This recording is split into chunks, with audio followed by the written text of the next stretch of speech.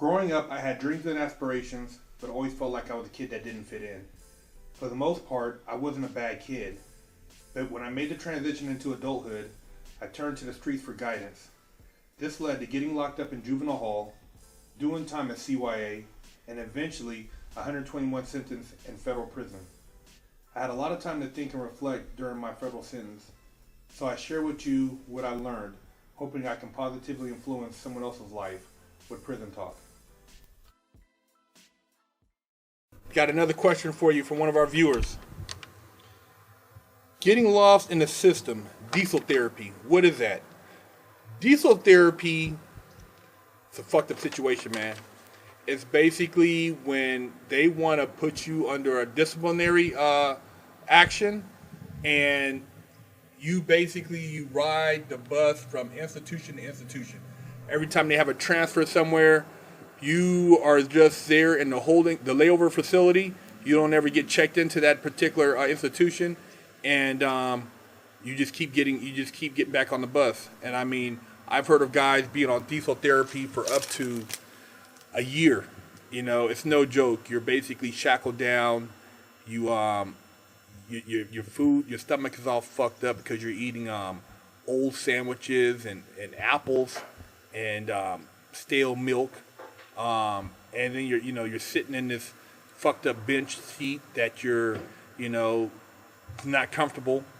And like I said, you're on the bus all day. The guards up in there eating McDonald's, Burger King. They're enjoying themselves, laughing, clowning. And when they get to whatever institution, you get a few minutes. You get to get off. Maybe take your shackles off. Check in, but you're just fucking lined up like a bunch of basically like seals at the wharf, all on top of each other, sleeping on the floor wherever you can try to get comfortable at. And the guys who aren't on diesel therapy, they get checked in and actually go into the institution, and you just sit there until they get their next people that's being transferred, and you jump on the bus again. And this goes on over and over and over again.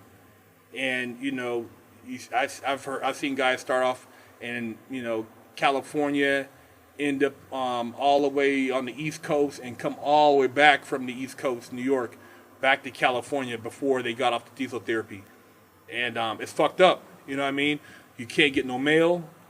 You can't communicate with family members because you can't write nobody. You don't have really access to a phone. It's just it's a horrible situation. But this is what the feds do, man. They got ways to bust you upside your head. You know what I mean? You're a troublemaker. You think you're going to be a problem in the system? They got something for that ass.